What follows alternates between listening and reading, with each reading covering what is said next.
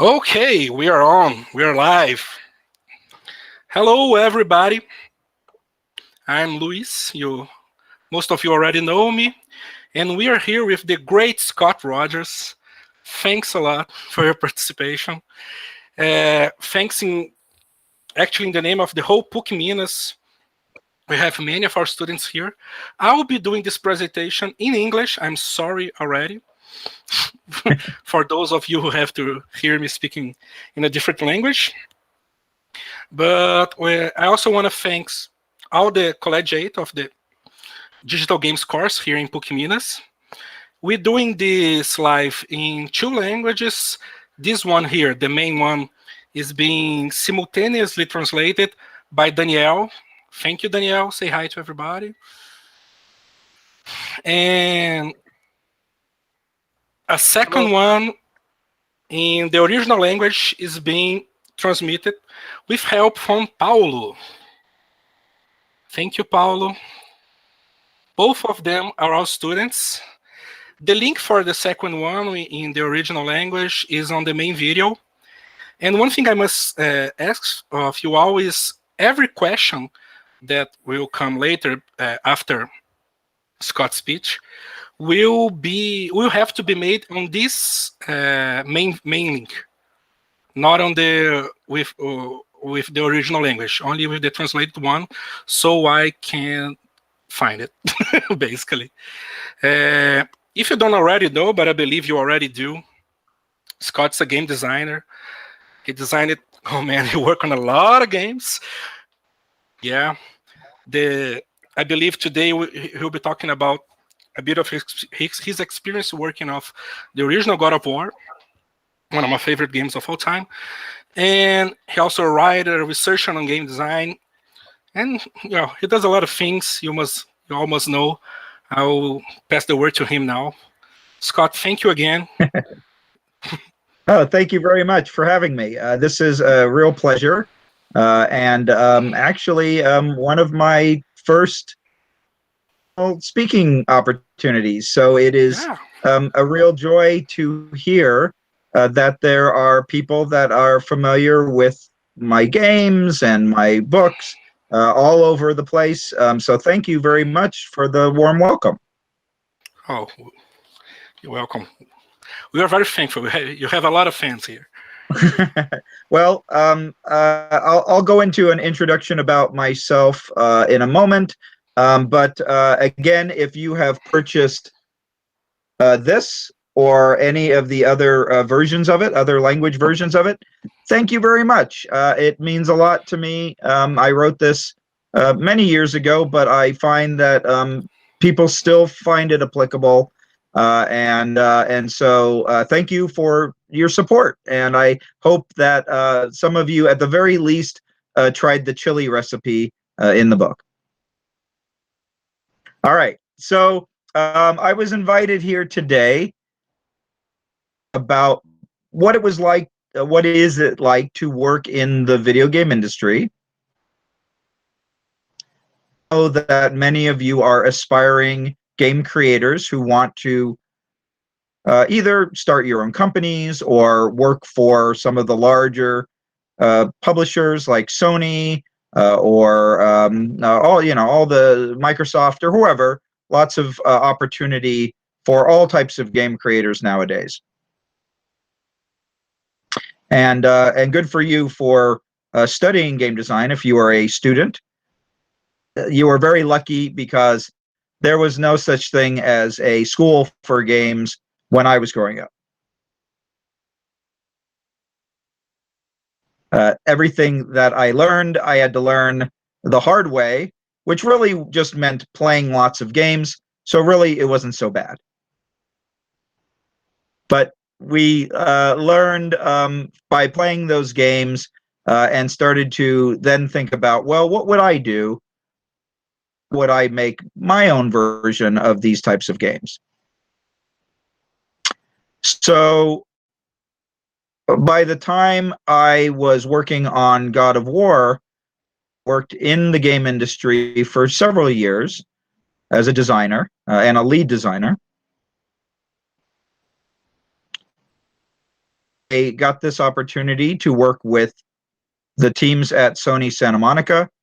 And so let me tell you a bit of a story about what it was like to make a game that many people consider a classic video game, which is the original God of War. I'll jump into my presentation and show you all my pretty slides.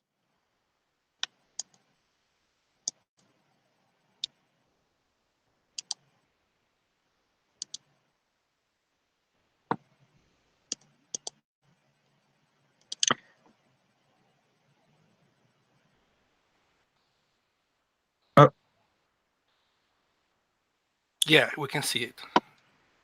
Okay, but is it full screen or is it the PowerPoint? It's, for me, it's full screen. No, it's PowerPoint. It's PowerPoint. Okay, hold on. Sorry about that. I think I shared the wrong window. Hold on. There we go. All right. Here we go. So let's talk about God of War, this game that I was very fortunate enough to be a part of. So for those of you that are not familiar with who I am, I've been designing video games for 5 years, a little more than 25 years. And I have over 60 video games to my credit as either as a designer or a creative manager through a publisher. And these are just a few of the games that you might have heard of. I was also fortunate enough to work for Walt Disney Imagineering, where I made game types of like role-playing and mobile games and things like that for Disneyland, the theme park.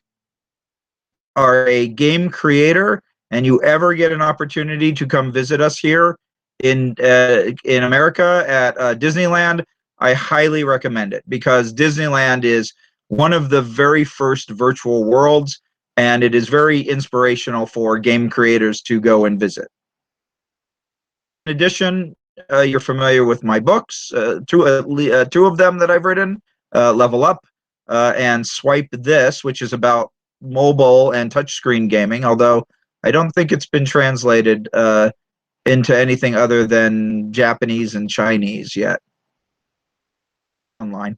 And recently, I have been designing board games, 2 that are already out, Ray Guns and Rocket Ships, and then Pantone, which is based on the famous color system. And this summer, I have a new game based on the classic movie Alien that is coming out from Ravensburger. So if you like board games, and when we finally get a chance to all get back together and play them, I recommend you trying these out. All right, enough about me. Let's talk about God of War. The original game, not the new game, but all the way back in the year 2005, actually 2004, working on this game. So here is the original God of War team. And there are lots of very talented people in this group. And here I am, way back when I had much darker hair. And here's another shot of me looking very tired. Documentary that they made about the game. I had come to Sony Santa Monica. I had just finished up the 2 Maximo games for Capcom. I was looking for a change of scenery. I had grown up in Southern California, back down to Los Angeles to work on this game. Let me tell you a little bit about the level that we're going to be talking about. If you haven't played the game, you are playing Kratos, very angry man who wants revenge for the death of his wife and child. He's generally mad at the Greek gods in general. Himself on a ship that is being attacked by a big sea serpent that kind of busts ship to attack him. And he then climbs his way across over the ships as bad guys are pursuing him. And he almost gets eaten by the sea serpent, but he forces its mouth open and doesn't get eaten, fortunately, unless you're a little slow and have to restart. And there are some other nasty guys shooting bows and arrows at you, and so you have to push some blocks to avoid being hit by them. The rigging and fight the bad guys, tossing them off. You have a confrontation with a giant version, kind of the mama version, and you can see Kratos there. He's a little tiny compared to this massive head. So this is kind of the overview of the level from this game. One last thing is you end up throat of the big monster to retrieve a key that you need for later in the level. It's very cobwebby in that dragon's throat. All right. But before all this was created, I had to create it. I had to actually make this stuff. I got to Sony. I was asked to design this first level, but I needed to know the context in which the level occurred. With Dave Jaffe, who was the creative director of the game, and I said, Dave, I need to understand what happens in the game, and so I know how to start this off. This is the beginning of the story. It's very important to start strong and exciting, so I need to know more about this world. Well, fortunately, I am a fan of Greek mythology, so I was familiar with all the references and used to watch lots of great the Ray Harryhausen movies, like Sinbad and Clash of the Titans, movies like that, Jason the Argonauts. So Dave sat down, and we sat down, and he told me the game. So he explained to me all the places that Kratos would be going. And so I mapped it out. I drew this map that shows all the places that be going. And if you've played the original game, you can look and see that there are several locations that are still ended up in the final game. But like I said, I needed to know where Kratos was going in order to figure out how he would start. So this is how I always start a game design, is by looking at the world very far away. Like I want to know what the whole world is before I start working on levels.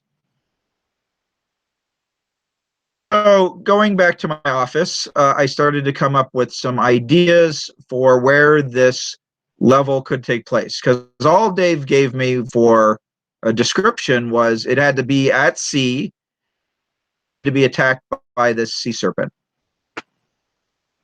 So remembering my Greek mythology, I remembered the story of Prometheus, who is the person who tries to help humans by bringing them fire. He gets caught and then spends eternity getting his guts ripped out by big birds.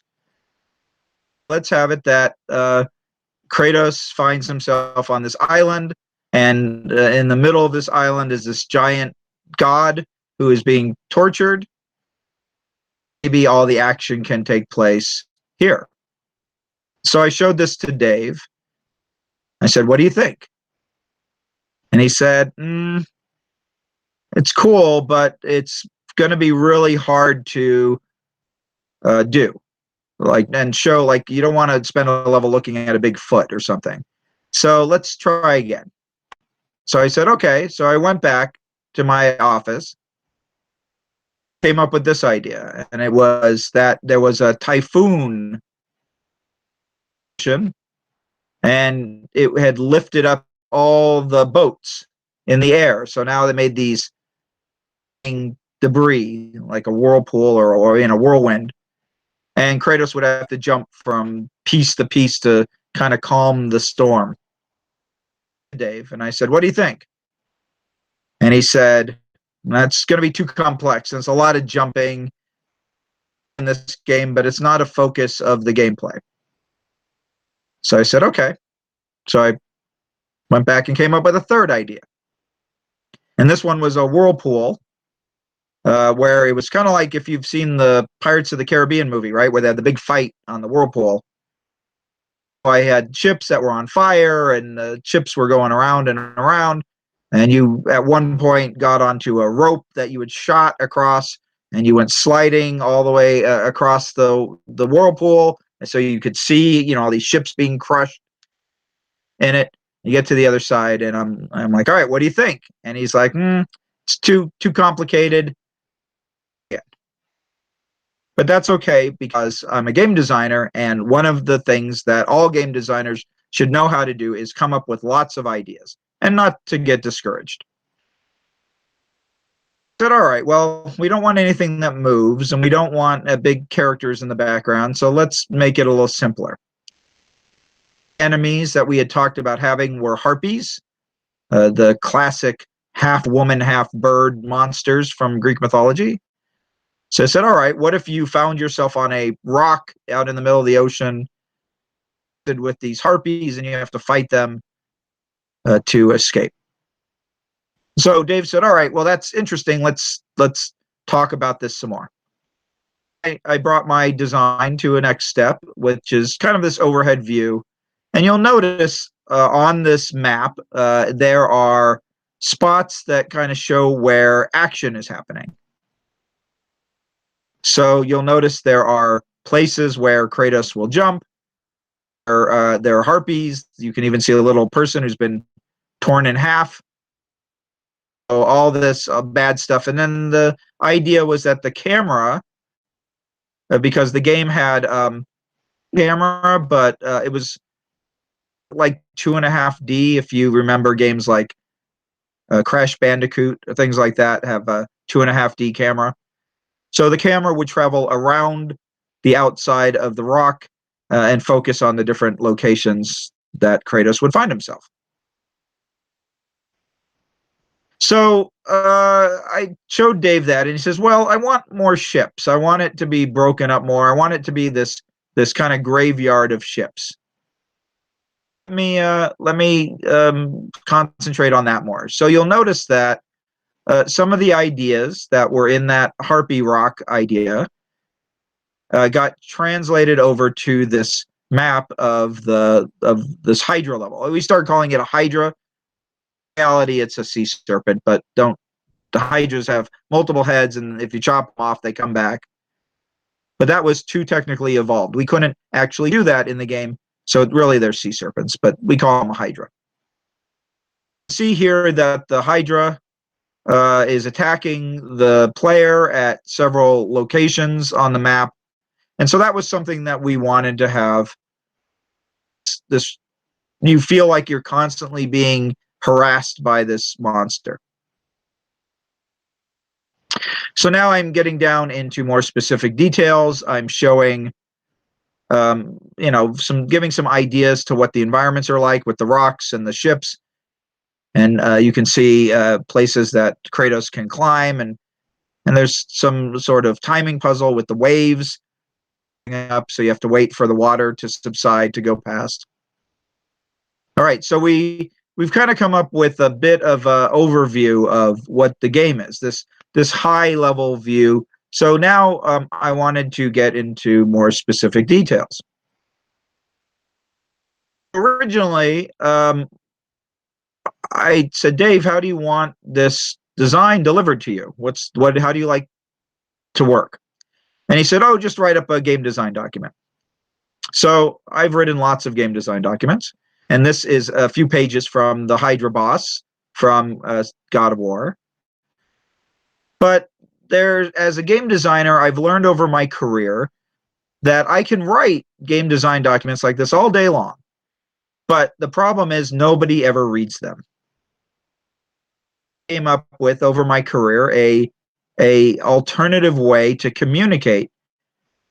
Because as a game designer, the most important thing is communicating your ideas. You want people to understand what you want because you have many other people making parts of this game for you. You have the programmers writing the code and the AI. You have the animators animating the characters and doing the actions. You have the artists making the environments. You might even have level designers working with you who are building the geometry and placing it in the pattern, in the topography it to be put in. So I find that nobody really likes to read all this, but even worse, nobody likes to read this more than once. And a lot of times game design documents get updated. So you'll notice, for example, there are some different colors in this document. So that indicates areas where there might have been information updated. Anybody to read my documents. As good as the team was, they just didn't like to read. I on a trick that I had learned many years ago. Oh, there you go. There's a few more pages. There's some animation lists also. You want to always provide some animation lists and sound effects and special effects because you're trying to get all these characters across and these ideas across. So when I was working on Maximo, for example, this was the game I had done before this. This is how I would communicate my ideas was visually. I would do it through drawings, and so on Maximo, I had started this technique on Pac-Man World, which was a couple of games before this.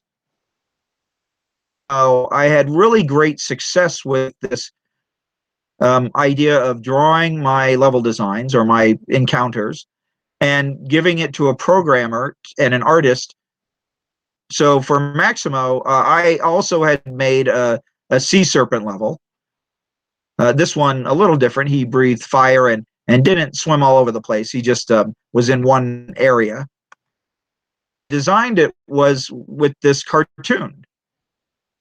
I'm an artist. I thought I was going to be a comic book artist when I was a kid. And so I can draw. I'm not, Jim Lee or Alex Ross or anyone like that, but I can communicate visually. So on Maximo, I drew out this design for this sea serpent in this style here. Play was based on, if any of you know, the classic board game Don't Break the Ice, where the pieces of the floor fall away and the character is left standing on smaller and smaller platforms. So I wanted to communicate this gameplay to my programmer and to my artists.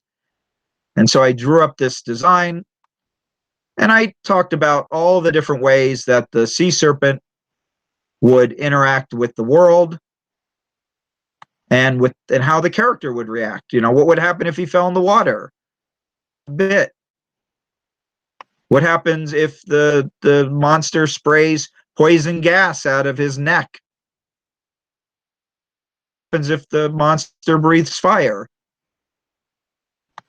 So I drew all these things out. Now, the good news was that when I gave my programmers and my artists all these cartoons, these designs, I said, all right, go ahead and work on this. And in a couple of weeks, I'll come back and we'll see what you did.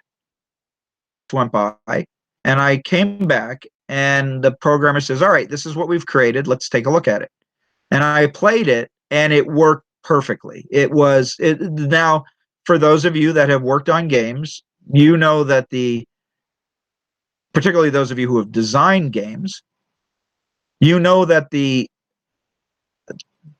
odds of actually getting what you want the first time is very slim. Happen. And for me, it didn't always happen, but it might have been the personalities and the people that I was working with, but they managed to recreate exactly what I wanted on the first try.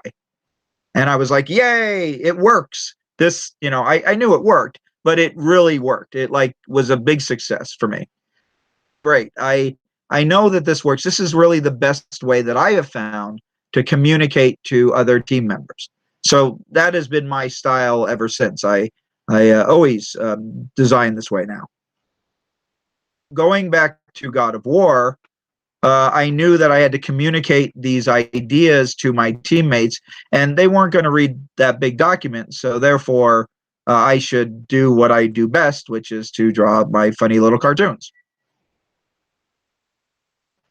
So here is a more detailed illustration of one of the parts of the Hydra level, and so it's showing. You can see little images of Kratos as he's kind of climbing his way up and fighting some guys that are coming over the side of the boat. And then he climbs down, and then the monster pops out.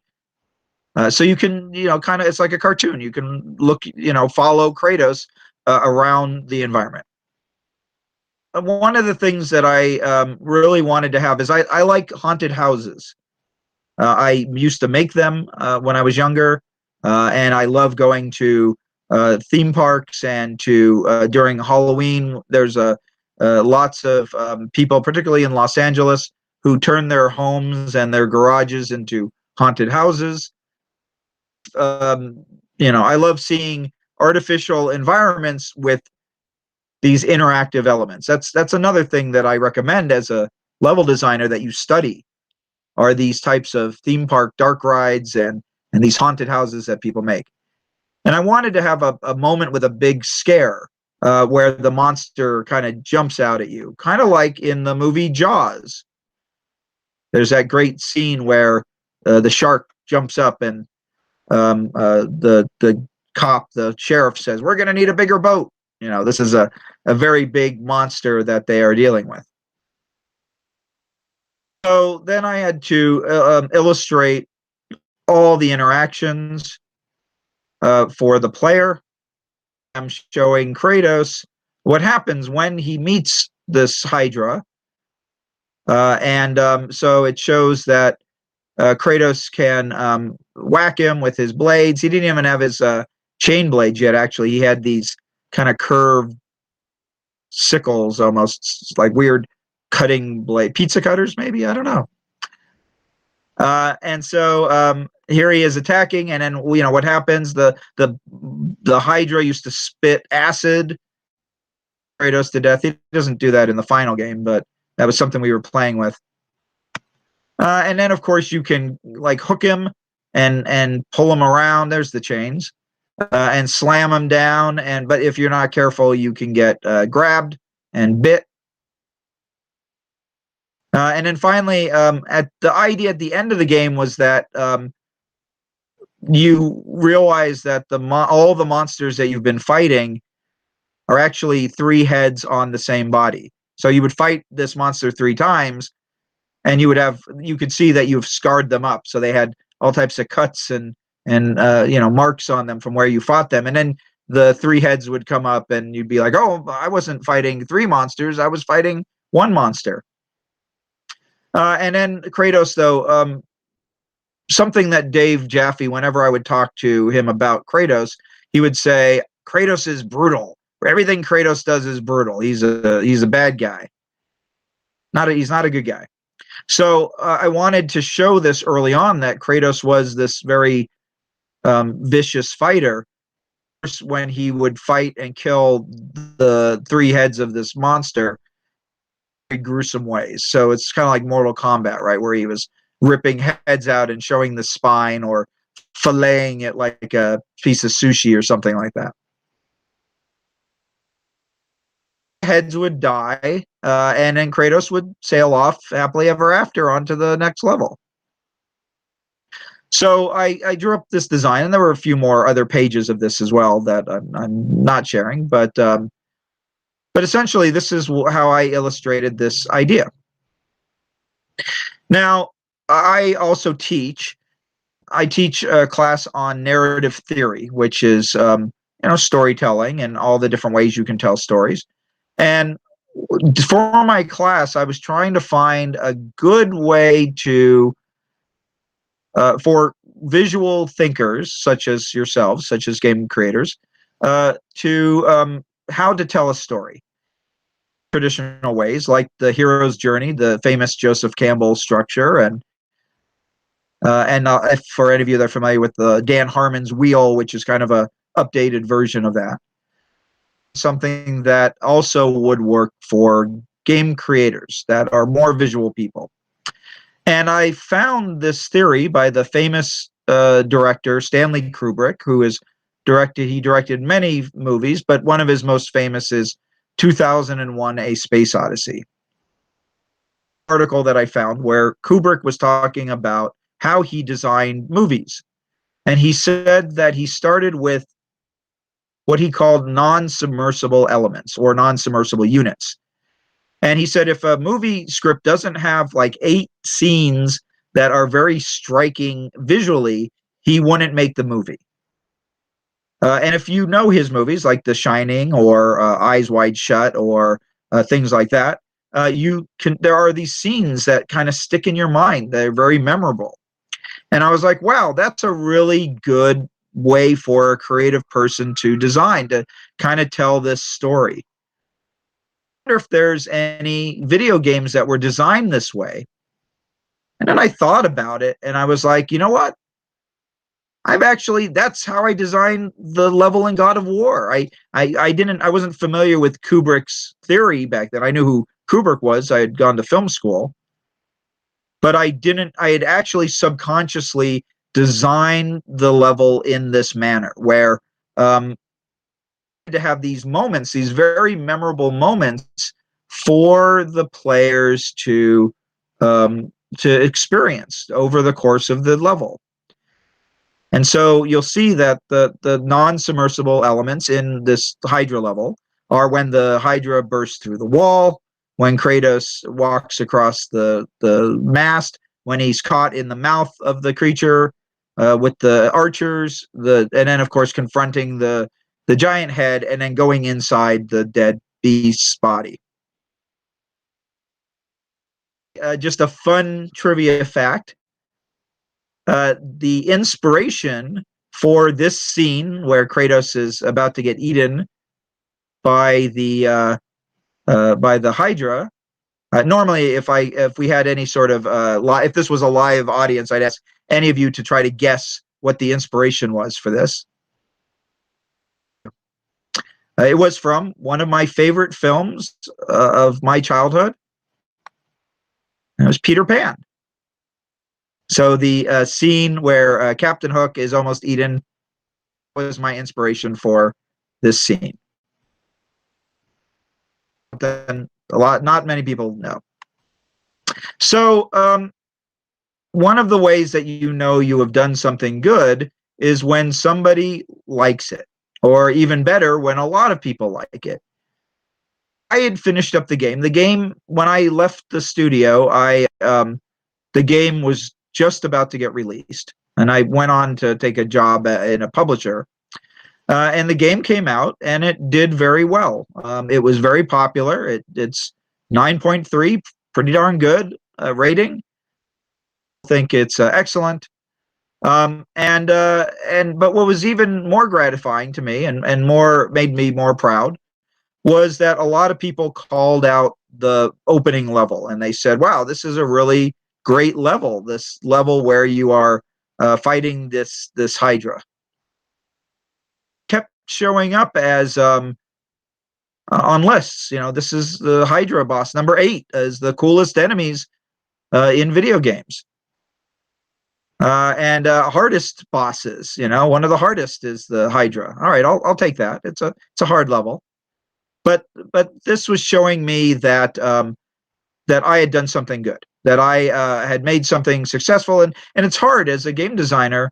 Often you lose sight of whether your work is good or not. You just get very buried in your work, and you get these what I call designer blinders, and you can only see what's in front of you. And as a game creator, you want to learn to remove those blinders so you can get a better view of the world and what you're working on. Was validation that this was a good level and cool character.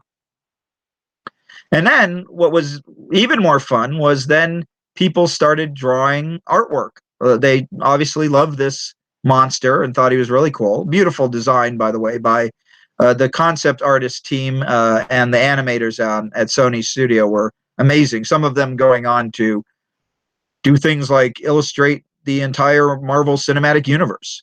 Charlie Wen, who was one of the concept artists, a super talented dude. People, regular people, non-game industry people, were showing their love for this level, their own fan art of this level, and so I kept finding these fan drawings all over the place of Kratos and fighting the Hydra, and this very iconic moment created. And even within Sony itself, they came out with a game called PlayStation All-Stars, and it came out in 2012, so there had already been, I think, 3 or 4 God of War games out by that point. To represent Kratos was, of course, the Hydra level, the level that I had created. So that was very flattering, that they thought that this was such an iconic moment, that it would represent Kratos' world. And even other fan creations, like in the wonderful Little Big Planet series, one of my favorites, in 2011, somebody made a God of War homage.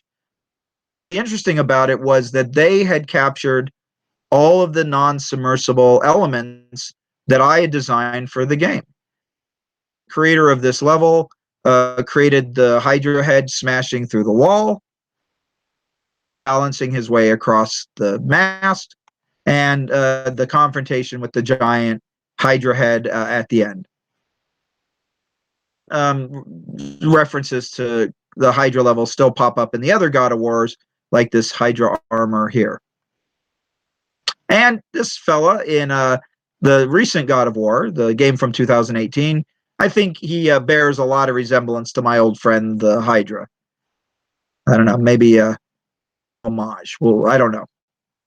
But anyway, so all those signs showed that people really, it resonated with them. Now, did I have any control over whether they would love this or not? No, not at all. And it's not just me. It was the beautiful art and the great animation and the music and all these other things that helped create the level and make it what it was.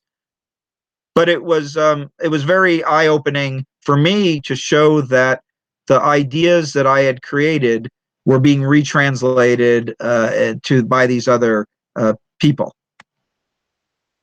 So, how do you make a classic? Well, first of all, you don't get to call it a classic. It's not yours to do. Well, only other people can kind of say whether something is a classic or not. But that said, how did I make this level that ended up being known as a classic? And these are my tricks for you. The first is you want to start with something that works. And in my case, it was that Maximo Sea Serpent level. I knew that it worked. I knew that it was fun. And so that was my starting point. On those ideas, I made the interactions with the being caught in the mouth and then ending with the giant head and all that drama that those created. You want to be inspired by your own interests. So my reference to Peter Pan and my wanting to create this scary moment like in Jaws, those were things that came from me that I was interested in. So I put those in my own work. And then building the game based on these non-submersible moments, having the level broken up by these instances that happen over the course of the game. And it's an easier framework to use to help organize your thoughts and your story. Also, I found that in most video games, there's not a lot of room for subtle things, but everything has to be big and loud and exciting. And so this whole level is very exciting, and there's lots going on. And part of it was that the character is not a very subtle character. But I think that even in games that are a little more personal, big moments help define it. Finally, this sixth one you have no control over. But if something has life beyond the initial game, then congratulations, you have created a classic video game and video game level. So that's it. That's all you have to know. If you just follow those simple steps and of course read my book, then you will also be a successful video game designer such as myself. No promises. Does anybody have any questions for me? I'd love to answer any and all of your questions about making games, working on games. What would you like to know? Oh man! Oh boy! I believe my audio is getting a bit of feedback. Oh, stop. Well, as always, I reserve myself the right to have the first comment and the first question. And first of all, Scott, I gotta say thank you for making my life a lot easier. Now, as a teacher for most of the students, that's a lot of things you've said that makes a big difference for them. And there are 3 points that I like to just go back a bit and end with a question. First is the importance of references. You showed a lot of times like, oh, I use this as a reference, I use this as a reference, and reference from games, from movies, from experience, from past experience, the importance of creating reference and things like that. And that's something I believe most of my young students tend to just go over. They don't consume enough. They don't eat from different sources enough. Well, Luis, we have an advantage, and that is we are older than them. Yeah. So we have had more time to consume this stuff than they have. But what we can do is provide guidance. Yeah. And say, all right, these are things that you should play and you should know about. At the very least, so the irony is this. All students, because I teach and I deal with students every day, tell them, look, you guys have the entire world at your fingertips. If you want to find out about something, if you want to watch something, or in many cases, if you want to play something, it's there. And so you should never turn your nose up at anything. Everything is an opportunity to learn. And really, one of my secret weapons, I will share this secret with you and your students, is that I challenge anybody to know about more games than I do, because I think I know not every game that's ever been made, but a lot of them. Now, it helps that I teach a history class, and so I cover the entire history of gaming. And so I'm very familiar with what has come before. And B, because I am old, I lived through the history of gaming. I remember playing Pong, even before there were arcades. I played it at a gym that my parents would go to in the 70s. So I have grown up with every game system. And then, of course, being involved in the game industry just hyper accelerated my exposure to those games. So I've played a lot of games, but not just video games, not just arcade games, not just computer games, and not just mobile and handheld games, but board games and role-playing games and games on the playground and sports.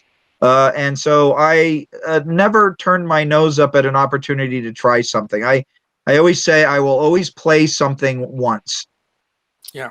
Now, I might not enjoy it, and I might say, well, I don't think this is very good.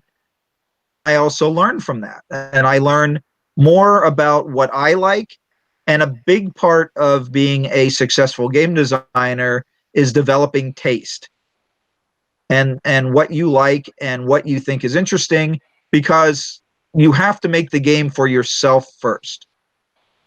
And if it's something that you don't enjoy, it's really not worth making. You should be doing something else. Yeah.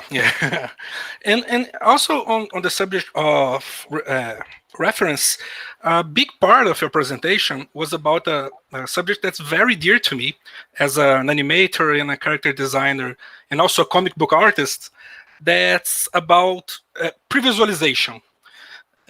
And I think pre-visualization is maybe the most important thing of all that we can learn. It makes our job much easier if you can just see a bit of what's in front before. But you also done something that I have to just make it very clear for all my students. You make pre-visualization fun. You didn't only just draw the drawing, just draw what you wanted them to see. You made it fun. So, and that's I think everyone should know here. If you want to convince someone of something, you gotta make it fun for them to be convinced. I love your drawings. They were, of course, they explain everything. The test was there. You say, oh, this does this and this did that. But Heavy Hydra has a little face, and them dying was fun, and that makes much more plausible for a programmer just go like, oh, I want to do that. That seems like school, like school. Yeah, convincing your coworkers to make something is a huge part of a designer's job. Right. If I can make it fun for them, and even if it doesn't turn out the same way I drew it, and you'll notice that probably those drawings didn't end up in the game that way. Yeah, yeah. But they still carried the spirit, and that's what I was trying to communicate. And and they were awesome. I love the drawings, man. and I finally know my question.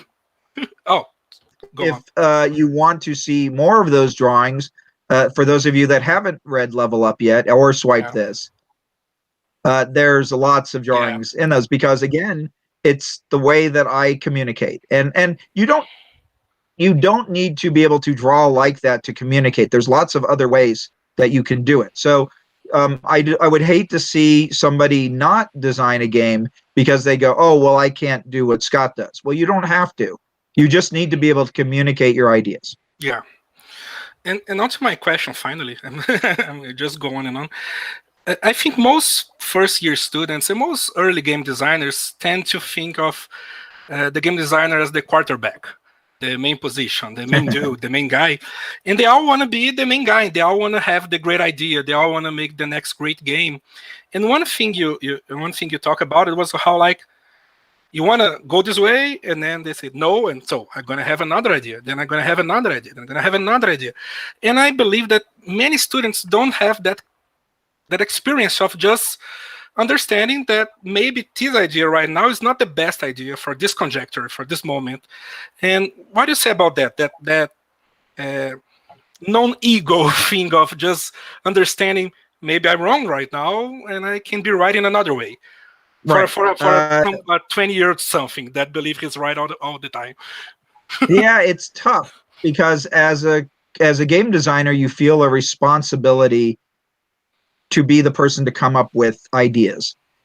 And interesting, recently, I described myself to my teammates as the tip of the spear. I was the person that got things going, but it required the rest of them to carry it through, right? I'm just the point. I'm just the starting place.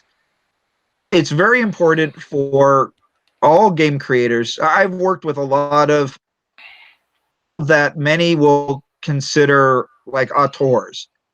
But that I've never seen great results with that. I always find better results with collaboration. And some of the best ideas in games that I've worked on have come from animators or testers or even somebody in the marketing department who says, oh, what if we do this? And as long as it's not too late to implement that idea, a good idea can come from anywhere. Creator, we have to be open and receptive to that input, and also be willing to listen rather than talk so much. Yeah, that's advice for life. It's one I'm still learning. yeah, me too.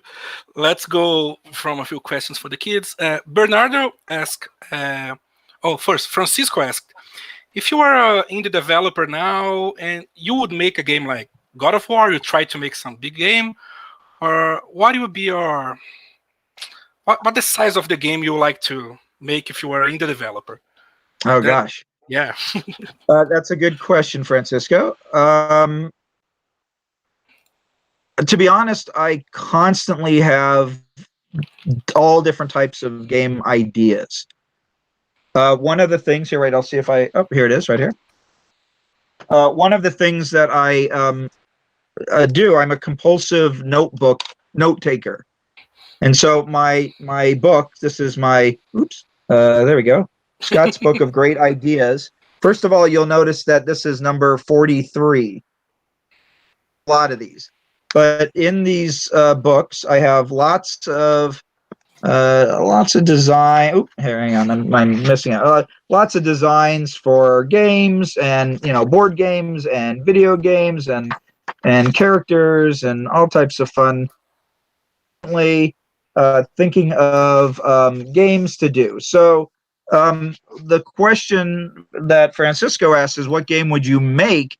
Well, there's a lot of questions that I'd have to ask first. First of all, I would ask, well, what is it for? Is it for mobile? Is it for a console? Is it for a board game? Is it for a role-playing game? Because you have to design to the system making it for first. So if I were doing mobile, maybe I'd make an endless runner. If I were doing console, maybe I would do some sort of action, quasi RPG, quasi action game or adventure game, or maybe I would do a beat 'em up, like an old school Double Dragons type beat 'em up, or maybe I do some sort of graphic adventure game like the old LucasArts games or something like that, right? Like there's a lot of games in me that I still want to make. I know that I'm not going to get to make them all, and this is something that is hard because we want to make all the games. I wish I could multiply myself, have each of them. You go work on this, and you go work on this. But I know that's not possible. I pay a lot of people to do it for me. And so I have to pick wisely. So I guess I would follow up Francisco, all right, what system are we making it for? What are we making it for? Yeah. And let's go with another one. Guys, I'm choosing the best questions because our time is finite and some questions are not, I'm kind of dumb. And I go to the best ones. So Bernardo asks, how do you know when to draw the line between a point of the game being a decision by the player and being a decision by the developers and by the story itself? Right. So the more I play games and the more I work on games, the more I tend to lean towards rather than story.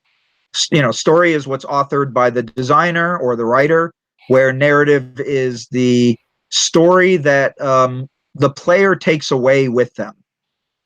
For example, I might play The Last of Us, and the story is about a man and a child, and they are traveling across country to, hopefully find a cure. But to be honest, I'm more interested in the story of I was outside of a bad guy base, and there were spotlights, and I was trying to get around the spotlights, and I found this very clever way to distract the guard, and that allowed me to get into that base. Designers still created a scenario for that narrative to happen. They put me in that place, and the story put me in that place. But the difference is the game story emerged out of the level design and the interaction of the player and the world and the enemies and the obstacles and all that, the game mechanics. And I always am trying to get my own students to move away from cutscenes, because A, cutscenes are expensive. B, half the time you just, X your way through them anyway. And so to think about the world as being your opportunity to tell story. Great. Danielle asked something that I'm just gonna translate as what he really wanted to ask. I don't know how to draw. How do I make the game design dogma more interesting without my illustrations? Right. So I have encountered this. I have several students that say, well, Professor Rogers, I can't draw. What do I do? Learn something like Photoshop or GIMP or something like that. There's no shame in taking images from other sources and using them to create your own ideas. As a matter of fact, a big part of my own pre-visualization, where I will take Google Images and just kind of cut and paste, almost like a collage in a way. And I recently did this with, I had an exercise where I had the students illustrate out the gameplay for the famous World 1-1 from Super Mario Brothers to communicate what happens with all these interactions, just like I showed you what happened with the Hydra boss. Said I can't draw. I said, but there are images of this level online, and there are images of Mario and a coin and a fire flower and a Goomba and a Koopa, and just cut and paste. Treat it like cutouts, like paper dolls, and move them around. And something that I used to do, interacting face-to-face with teams, is I sometimes would glue a little paper version of my character, oops, there we go, a little paper version of my character onto my pencil, and then I would have my level map, and I would have the little character run through my level using the paper doll. And I've seen levels designed with Lego. I've seen level designed out of clay. The one thing I don't necessarily recommend is doing it in a computer, like a Unreal or something, because the tendency is to just go straight into making the level itself. You need to have that blueprinting stage of the level. It's very important to be able to quickly iterate and throw away. And if you build something in a level, even if you use prefab art, you start to get fond of it and go, well, I don't want to throw this away, all this work. We could use this in the final game, but that gets in your way of being creative. Still on the subject of level design, Eduardo asked, what for you are the most important elements that you try to keep attention when you first start working on a level, and how do you keep them tied up in different levels and keep them working together? Right. So as I mentioned in Level Up, you should always start with what I call the 3 C's, and that is character, camera, and controls. And I believe that everything in a game stems from the character, or whatever the thing the player is operating. So if you're driving a car, it's that car. If you are manipulating Tetris blocks, it's those Tetris blocks. So then it's Maximo, and the fact that he has a shield and a sword and he can jump. Know what the player can do. Everything should be built in relationship to that character. Whether it's the world, like Maximo will only work because he's a fantasy character. It only makes sense for him to be in fantasy environments. And then if he's let's say he's in a graveyard, then you start thinking about, well, what are things in the graveyard, and what's the topography of a graveyard? And then I'd think of, all right, well, if Maximo can swing a sword, he can hit things. What if he hits tombstones and breaks them, and then magic power comes out of it? Or what if there are skeletons that are mad at him for breaking the tombstones, so they pop up out of the ground and they come after him? And so, once again, everything is in relationship to that, what I call the metrics, which is the character, his or her height and width, and all the things they can do. That metric, then you can start building your world up again. It's good to start with a very wide view and kind of know, all right, my game is about this. So in Maximo, it was, my game is it's a fantasy adventure game. Very close and go, all right, now the story is about this guy Maximo and the things he can do, and then let's build back out again. So the world gives me the edges, and then I zoom in very close and then start to fill it. It's like dropping water, and I want the water to spill out and fill all the way to the edges of that container that I've created. Oh, just one last question. Marcus asked about non-submersible elements, and how do you go about them when you don't have any money? It is possible. Yeah. You have your imagination. All those ideas came from his imagination and the writer's imagination. You don't need money. I mean, this is the good news, and you guys already know this because you're students. This is an amazing time to make games because so much stuff is free.